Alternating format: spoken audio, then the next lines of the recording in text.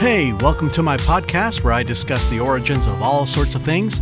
I'm your host, Danny Payne, and this is On the Origin of Everything.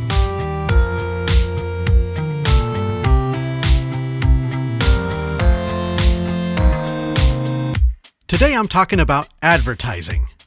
We're exposed to 5,000 ads per day, and the average adult will see 2 million commercials each year. The most recognized word in the world is okay, and the second, Coca-Cola. We know that advertising is very effective, and there's a lot of fascinating psychology behind it, so let's get started. The oldest advertising we have ever found was a wine for sale sign from 3,000 years ago in Babylonia. We have also found advertisements on the walls of Pompeii, advertising theater shows and sporting events. In the Middle Ages, almost no one could read or write, so advertising with written words was not super useful.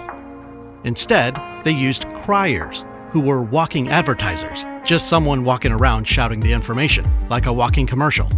Makes me think of beer vendors at stadiums. Another way they advertised to an illiterate public was through visuals, like barber poles. That's why those exist. The red and white barber pole came out of the Middle Ages as an early form of advertising. I love that we're still using them. In the 1400s, we see the word advertisen appear for the first time. It meant to notify. Also in the 1400s, we got the Gutenberg press, and the first English language advertisement was printed in the late 1470s by William Caxton in London. It advertised a religious handbook called the Sarum Ordinal. At the bottom of the ad, it said in Latin, "Supplico stet sedula." Please do not remove this handbill. Seems like people have been taking other people's ads down since the very beginning. When I played in a band years ago, we would go around the city putting up posters for our shows, and they'd be torn down or covered up by another band's poster almost immediately. I can't believe that's been going on since the 1400s. The first time an advertisement appeared in American print was in 1704 in the Boston Newsletter. This was a weekly newsletter that reported on events across the Atlantic. In the very first issue, the publisher John Campbell included an ad offering space in his newsletter for advertisements, an ad for an ad, like those "Your Business Here" signs. I'll read what it said, and pay attention to how incomprehensible this Old English is. This newsletter is to be continued weekly, and all persons who have any houses, lands, tenements, farms, ships, vessels, goods, wares, or merchandises to be sold or let, or servants run away, or goods stole or lost, may have the same inserted at a reasonable rate, from 12 pence to 5 shillings, and not to exceed. Who may agree with Nicholas Spoons for the same at his shop, next door to Major Davis's apothecary in Boston, near the old meeting house. All persons in town and country may have said newsletter weekly upon reasonable terms, agreeing with John Campbell, postmaster for the same. It started out okay, and then it lost me. Just 2 weeks after this publication, the first 3 paid advertisements were printed in the Boston Newsletter. One of them offered a reward for the return of some stuff that was stolen. Another one listed a plantation and mill for sale. And the last one also offered a reward for 2 lost iron anvils. Pretty mundane stuff, but it wasn't long before these ads got more interesting, like this one. Captain Peter Lawrence is going a privateering from Rhode Island in a good sloop, about 60 tons, 6 guns, and 90 men for Canada, and any gentlemen or sailors that are disposed to go shall be kindly entertained. On a darker note, many advertisements solicited the sale of enslaved people or a reward for the capture and return of a runaway slave. This was the 1700s after all, and though Massachusetts is known today as the cradle of liberty, it has a pretty robust history with slavery. Benjamin Franklin was the first to advertise political cartoons in the Pennsylvania Gazette in 1754. Is there anything that Ben Franklin didn't do? The cartoon is known as Join or Die, with a snake all cut up into pieces, each section representing a different colony, emphasizing the need to unite with Great Britain to defeat the French and Indians. In the first part of the 1800s, advertising didn't really change very much. Just a lot of short, dry descriptions like fresh milk or tobacco for sale signs. About as interesting as a help wanted sign. Runaway slave ads, on the other hand, were the only ones that consistently had thorough descriptions, sketches, and a variety of typefaces. In 1841, we got the first advertising agency in the United States by a man named Volney Palmer in Philadelphia. He was the son of a newspaper entrepreneur, so he was no stranger to advertising that way. But he had actually left the family newspaper business to sell real estate and only started an advertising agency because his real estate business was failing. The dude was just trying to survive and inadvertently changed history. How? He pioneered the practice of matching advertisers with publications as a service. He would help advertisers write the copy, and then he would strategize which publication to advertise with. He was wildly successful too. We've been talking about newsprint ads, but what about billboards? Advertising on billboards became popular in the post-Civil War era. Businesses started purchasing outdoor space for advertising purposes to separate themselves from the competition.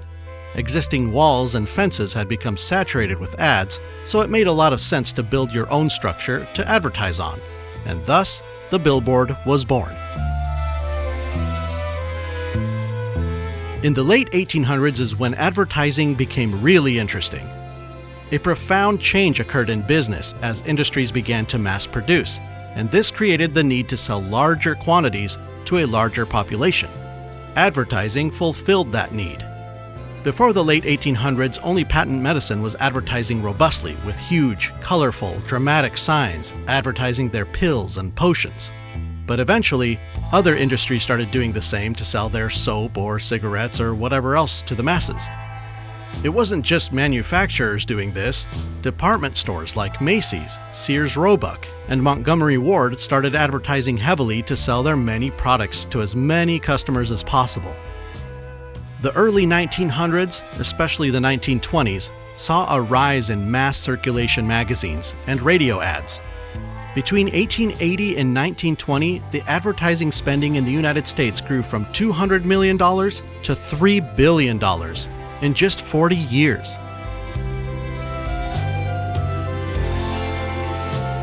Advertising in the early 1900s continued to evolve. The nation's economy was changing from one of industrial production to one of consumerism. President Calvin Coolidge in 1926 said this about the advertising business. "Advertising ministers to the spiritual side of trade. It is a great power that has been entrusted to your keeping, which charges you with the high responsibility of inspiring and ennobling the commercial world. It is all part of the greater work of generation and redemption of mankind." I guess Silent Cal wasn't so silent on the matter, was he? The brand new FDA had a major impact on advertising.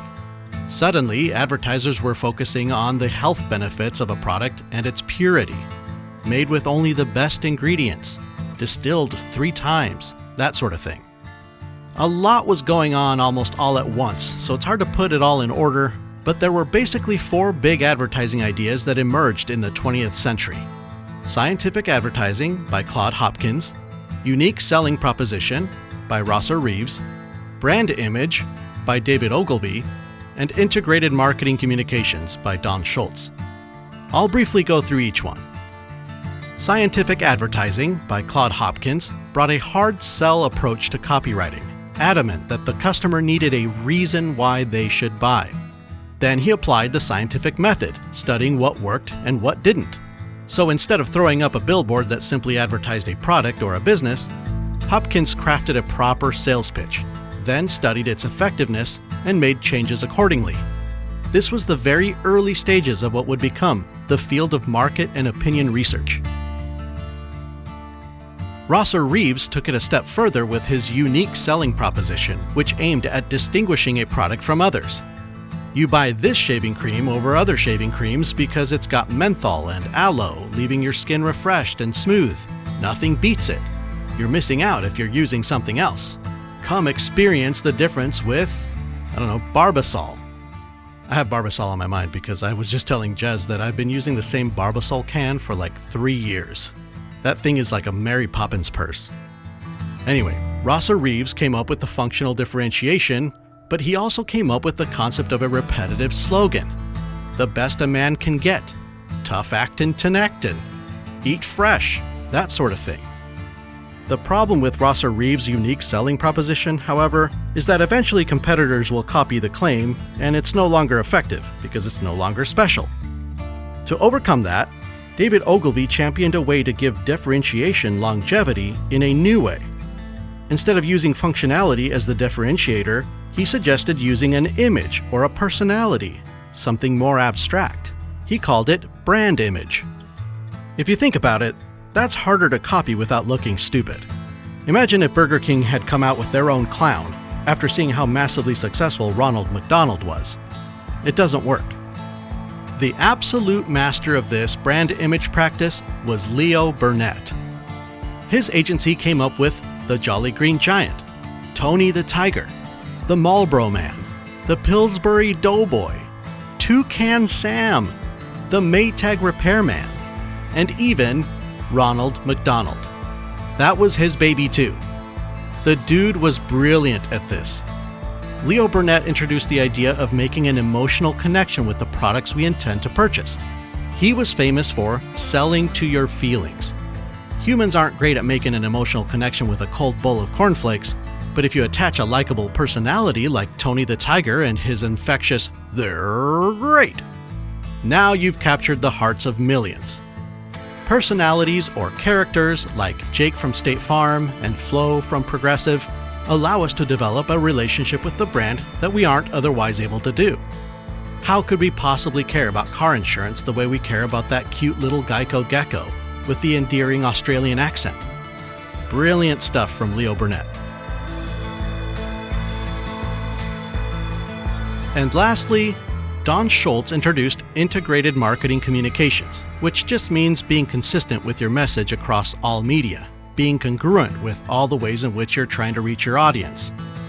It seems kind of obvious, but it's worth mentioning because 100 years ago, there were a handful of places in which to advertise, and now there are countless. It's easy to send mixed signals and undermine the effectiveness of your branding goals if you aren't focused on conveying a clear, cohesive message, promoting a definable lifestyle or image throughout every advertising outlet. We live in a time where we are bombarded by so many ads that we are willing to pay a subscription to see less of them.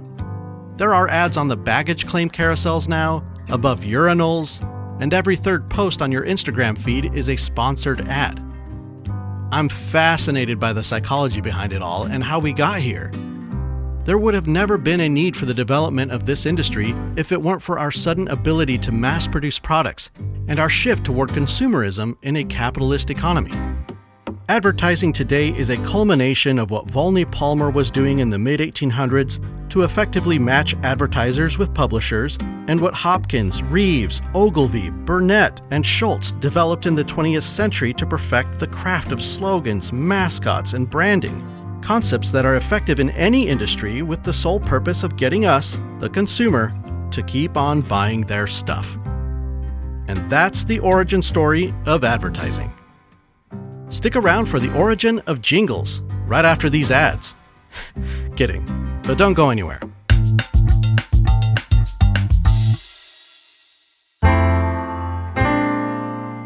This episode is brought to you by nothing.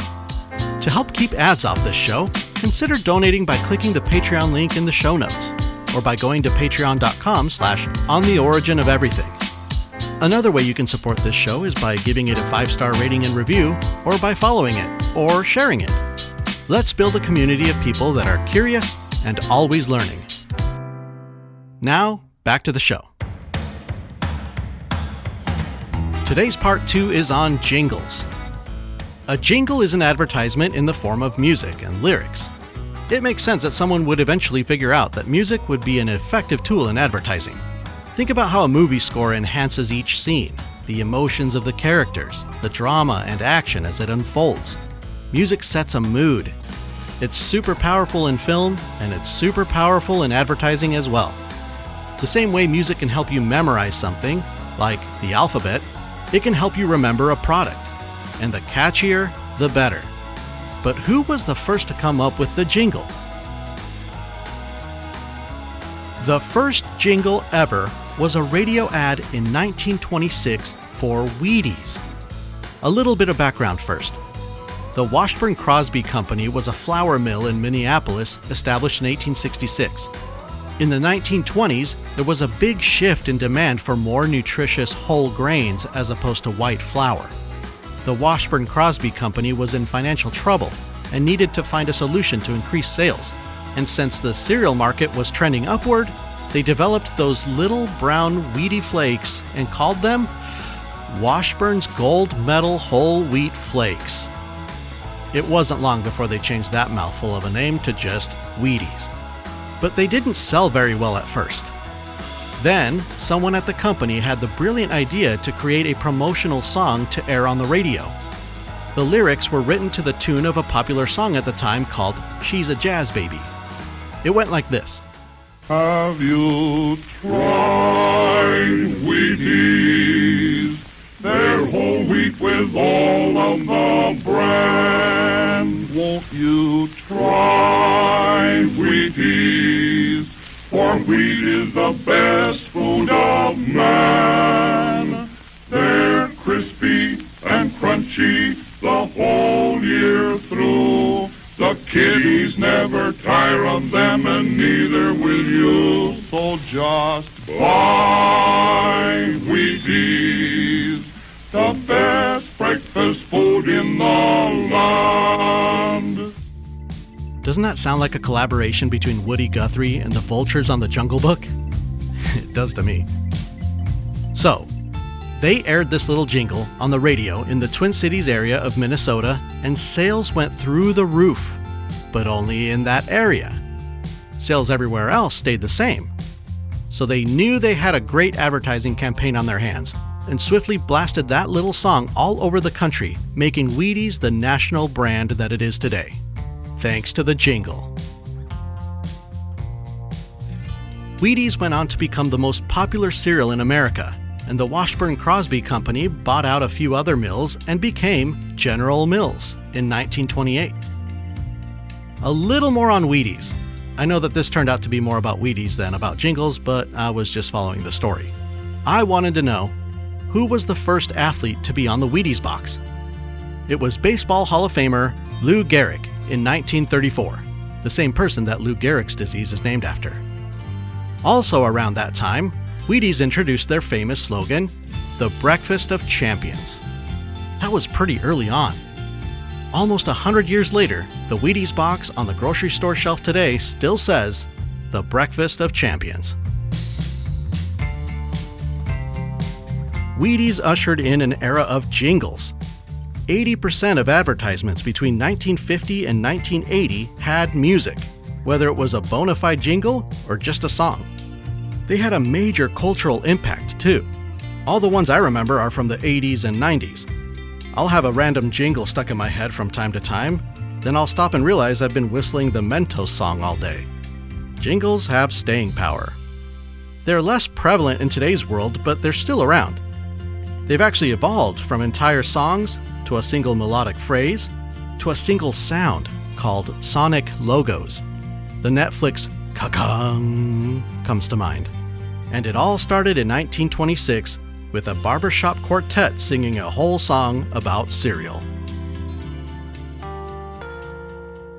That's it for today. I'm going to go have a huge bowl of Wheaties now. The best breakfast food in the land. And before I go, I want to thank those who have already subscribed to the show. It means a lot to us. It takes about 40 hours of research and production to make each episode, and your donations help this show go. If you haven't done so already, please click the link in the show notes and send us a few bucks. $5 a month, $10 a month, it all adds up, and it's greatly appreciated. We also want to grow our listenership, so if you can think of someone who would also enjoy the work we're doing here, share it with them. It's an easy way to help us continue to do this for years to come. We've got listeners in Canada, France, Spain, the UK, Indonesia, and even Pakistan and Singapore. It really feels like we're building a community of people who are curious and always learning. Thank you for your support and thank you for listening. Until next time, so long. Research, music, and production was all done by Jezere Wilson. This podcast is listener-supported, owned and operated by Jez and myself under the On the Origin of Everything LLC in the United States. All rights reserved. We can be reached via email at info@ontheoriginpod.com.